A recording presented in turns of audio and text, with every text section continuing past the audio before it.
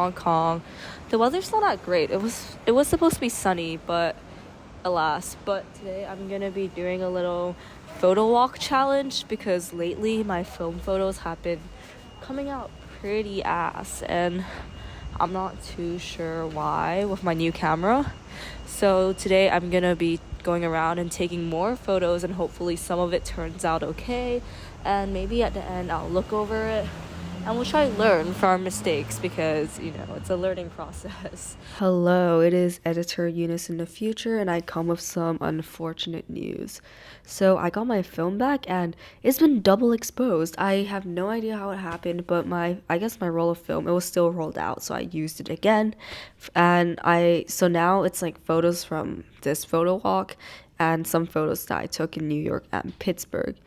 And I don't know, this is the worst. I'm so sad because I know I took some cool photos this time and last time.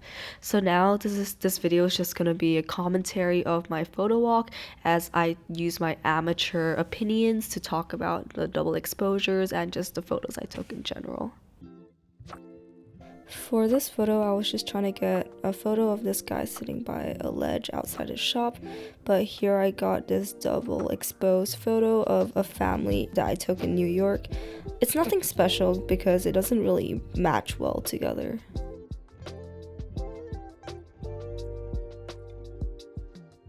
It's too awkward taking photos of people. Next, I tried to take a photo of this guy by his little, I don't know what those are, street stalls maybe. And once again, it's nothing really special. I don't think the double exposure really added anything to it. But I also took a photo of this two workers kind of talking to each other, and in this case the double exposure does work because it kind of splits where they both are, which creates a cool contrast. And I don't know, I still really liked the photo on its own, and I wish that this double exposure didn't happen. I almost just got run over by a car. I then took some photos of these crates at the fruit market, and I guess it's kind of cool because it overlays a grocery deli photo of New York, so it shows the difference between the east and the west. And this one's kind of cool because it kind of looks like the fruit stand is standing in the middle of the streets of New York. This one I'm a little bit upset about, and I couldn't even find the photo it was double exposed onto, but I don't know, it really makes you treasure the moment. He smiled for me. Yeah, Hong Kong people are not that bad. They seem kind of scary sometimes, but some of them are good, trust. I got a little snack. It's called Bat Fat Go, I think. It's just white sugar cake. No nutritional value whatsoever, but it's really yummy. And yeah, I just continued snapping away without knowing everything is gonna go horribly wrong. This one's pretty clean, while this one's a bit more on the messier side. But yeah, I don't know, this entire experience has really made me treasure film photos and the experience of taking it, because you never really know what you're gonna get until it comes out, and I think that's the beauty of it.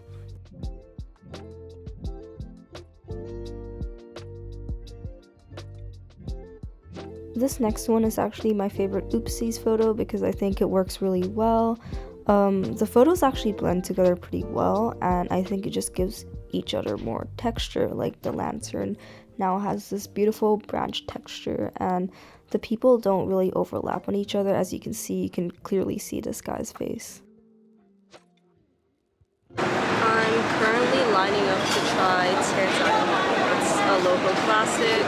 I don't have it often because I'm a little bit of a fake local, but yeah, the line's really long, so let's see that.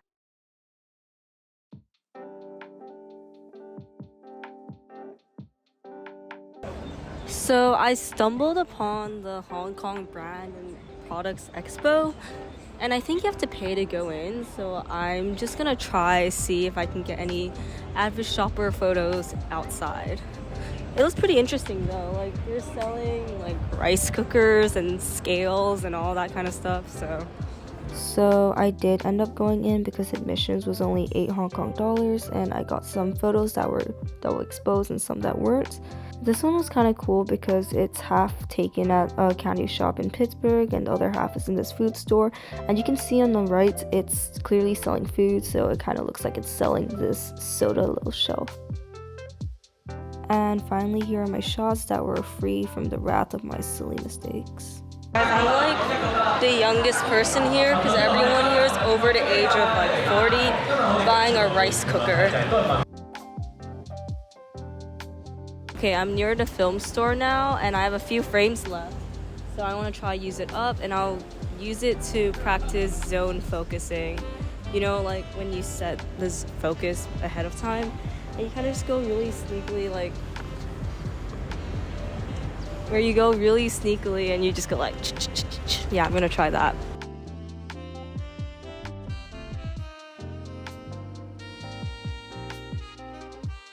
This one because I thought it was a bit funny. Everyone's facing towards the wall like it's a guilty shame to be smoking.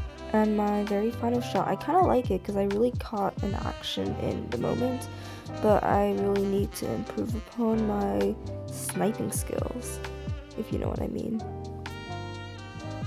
I'd like to make an honorable mention to this photo. So in the background you have this lady wearing a Santa hat grinding meat, which on its own, wow, amazing photo, wish I could have it. But this double exposure is kind of cool because it kind of looks like she has an audience watching her. So these people are like me, just watching her grind her meat, and I don't know, I think it stands out, especially the guy on the right where he's staring straight at her. And here's where I get my film scanned. I love this place because they develop everything in 3 hours, which is absolutely amazing because I know some places take up to 2 weeks. And yeah, I really like the quality of their scans. It's good, it's efficient, and it's cheap too. If you made it this far into the video, thank you. But yeah, was it a failed photo walk? Yes and no. I mean, yes, because I know there were some cool photos there, as I said, and I just really wish it could be its individual shot. Like, it would be perfect. I don't know.